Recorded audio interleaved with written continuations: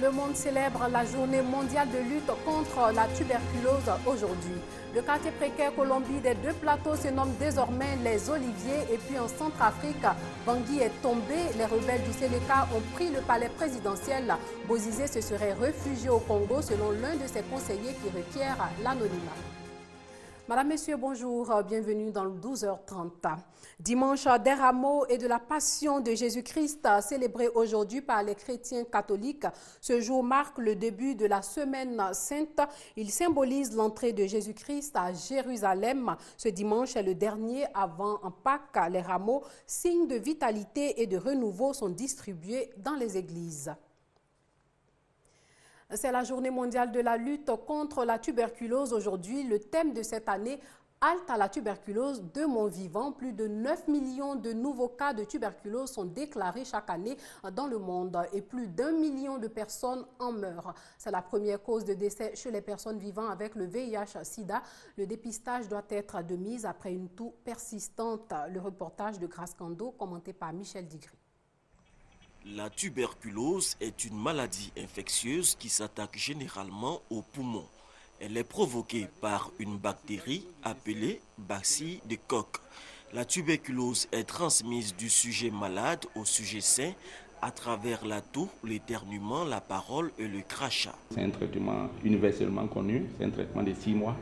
Voilà. Il y a une association d'antibiotiques contre principalement 4 antibiotiques pour la première phase.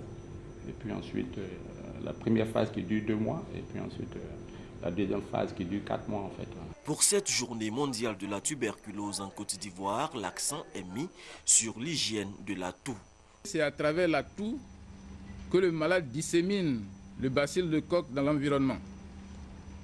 Et ce bacille de Koch est inhalé par les personnes vivant dans cet environnement. Et donc, il faut protéger sa toux pour protéger les autres. Selon le docteur Touré Karamoko, responsable du centre antituberculeux, 40 à 45% des malades de la tuberculose sont traités dans cet hôpital et la prise en charge est gratuite. Une fois que le malade est dépisté tuberculeux, la prise en charge est gratuite. Aucun malade ne doit payer 5 francs. C'est ce que nous essayons en tout cas de mettre en pratique.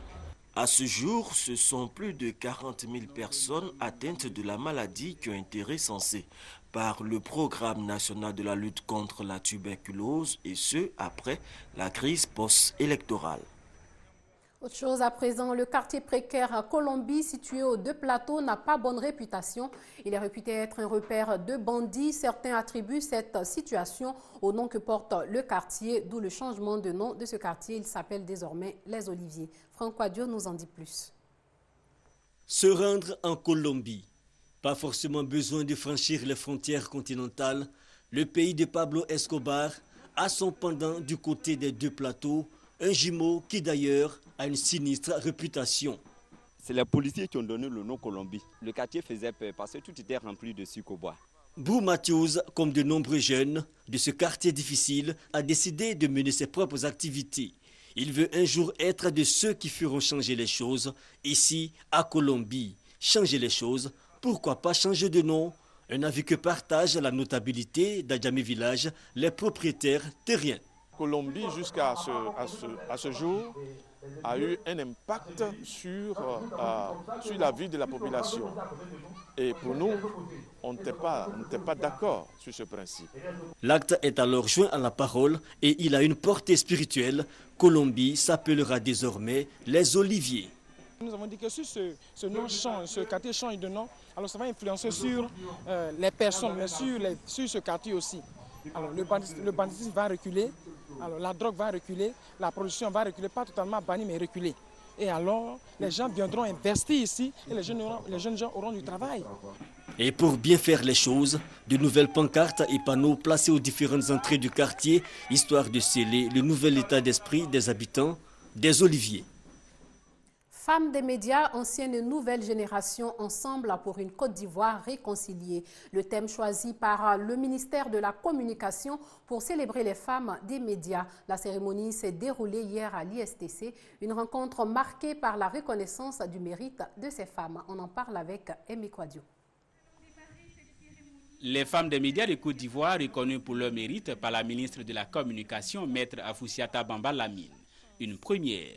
Reporter, photographe, réalisatrice, animatrice et journaliste. En somme, ancienne et nouvelle génération de femmes des médias ont abandonné l'habit de travail pour revêtir l'habit de fête et répondre à l'appel de leur ministre de tutelle.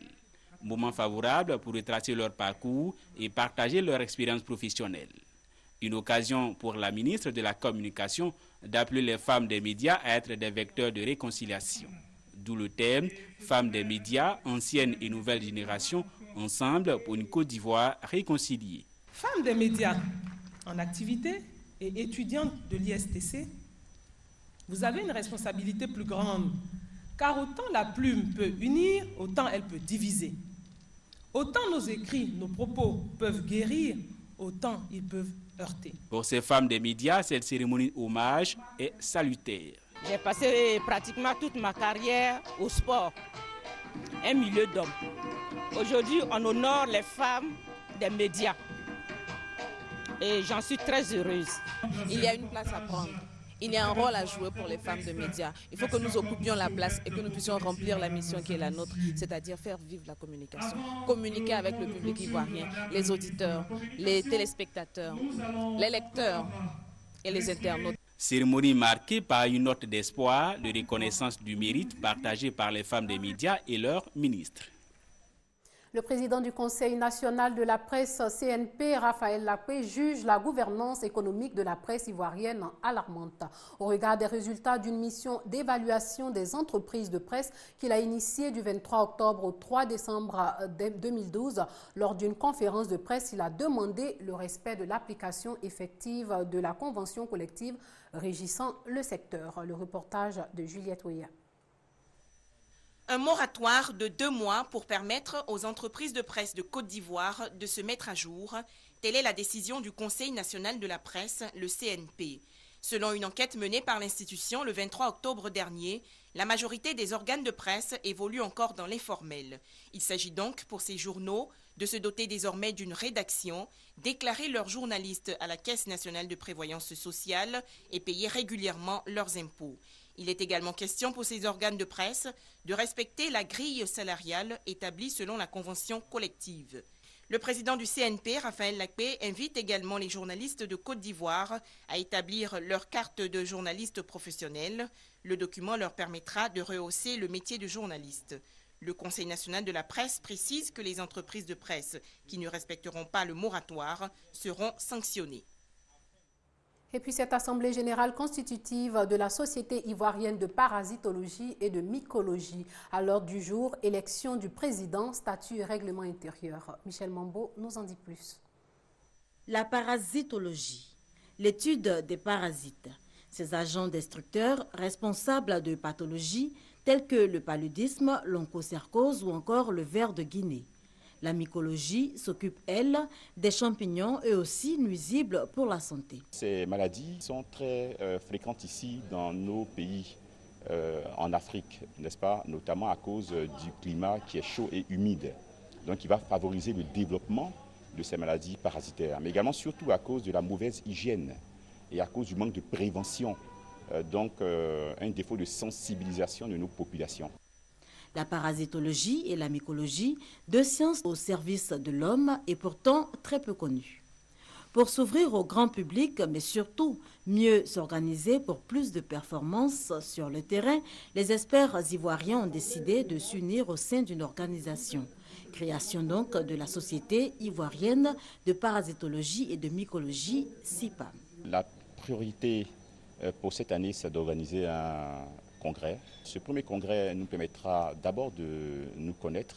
Également en décembre 2014, tous les parasitologues et tous les mycologistes d'Afrique viendront ici dans notre pays et nous souhaitons tirer le meilleur profit, n'est-ce pas, en termes de partage de connaissances. À la tête de la structure, le professeur Ménan Hervé.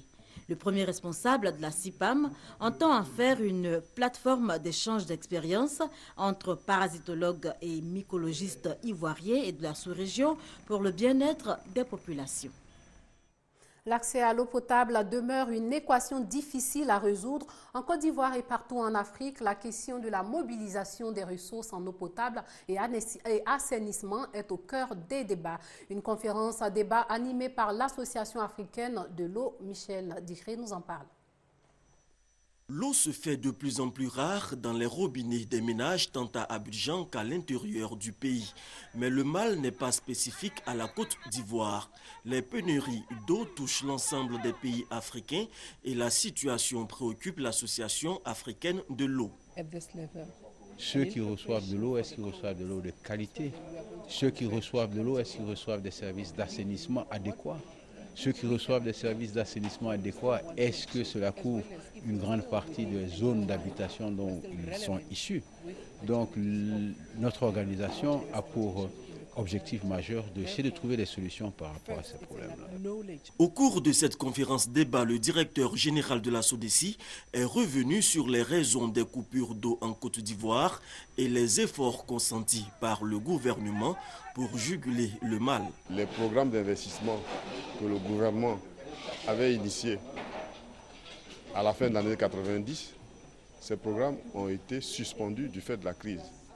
Voilà. Et ils n'ont repris que depuis 2011, depuis la sortie de crise. Voilà. Et aujourd'hui, il y a un certain nombre d'investissements qui sont en train d'être réalisés. D'ici 2 à 3 ans, la situation va considérablement s'améliorer et qu'il y aura en tout cas beaucoup moins de coupures d'eau. Pour trouver des solutions à la question de l'accessibilité à l'eau en Afrique, le 17e congrès de l'Association africaine de l'eau se tiendra à Abidjan en février 2014. Avant d'aborder le volet international, parlons culture. Des enfants âgés de 5 à 12 ans apprennent à esquisser des pas de danse du terroir. Une initiative de l'ONG Académie Zoukou d'Afrique. Ils seront aussi initiés à l'art scénique, ce qui va leur permettre de découvrir le riche patrimoine des peuples de Côte d'Ivoire. Le projet a démarré à Yopougon et Franck Wadio y était. Le bébé, la loukou, des danses de Côte d'Ivoire et de nombreux autres enseignés à des écoliers de 5 à 12 ans. Un voyage à travers l'art, la gestuelle et la maîtrise de la chorégraphie.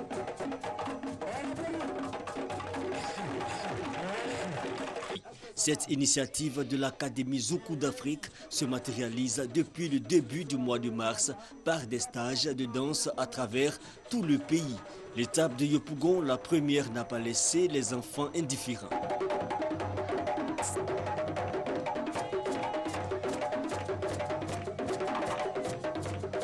Peuple de découvertes, d'échanges et de partage entre des professionnels rompus à l'art de la scène et les tout petits. En Centrafrique, les rebelles du Séléka sont entrés à Bangui. Ils occupent présentement le palais présidentiel. François Bozizé se serait réfugié en République démocratique du Congo voisin. Les rebelles lui reprochent de ne les avoir pas intégrés dans l'armée centrafricaine. La France, elle, demande une réunion d'urgence du comité de sécurité de l'ONU. Et puis au Nigeria, l'émotion est grande après la mort de l'écrivain chinois Achebe. L'auteur de Le Monde s'effondre, l'un des pères de la littérature et de la poésie africaine moderne, est mort vendredi à l'âge de 82 ans. Considéré comme l'écrivain qui fait tomber les murs des prisons. Son roman Le Monde s'effondre, vendu à plus de 10 millions d'exemplaires, livrait le récit du colonialisme européen du point de vue africain. En Inde, des femmes sont ciblées par des fabricants de boissons alcoolisées. Pas facile pour ces dernières dans un pays où les femmes qui consomment de l'alcool sont mal perçues, ce qui n'arrête pas la frénésie de plusieurs d'entre elles, de plus en plus indépendantes. Avant de nous dire au revoir, en Syrie, démission du chef de la coalition de l'opposition, reconnue comme la représentante légitime du peuple syrien par des dizaines de pays et d'organisations internationales. Ahmed Moaz Al-Khatib dit avoir démissionné afin d'œuvrer avec plus de liberté. Voilà, c'est la fin de cette édition. Merci de l'avoir suivi et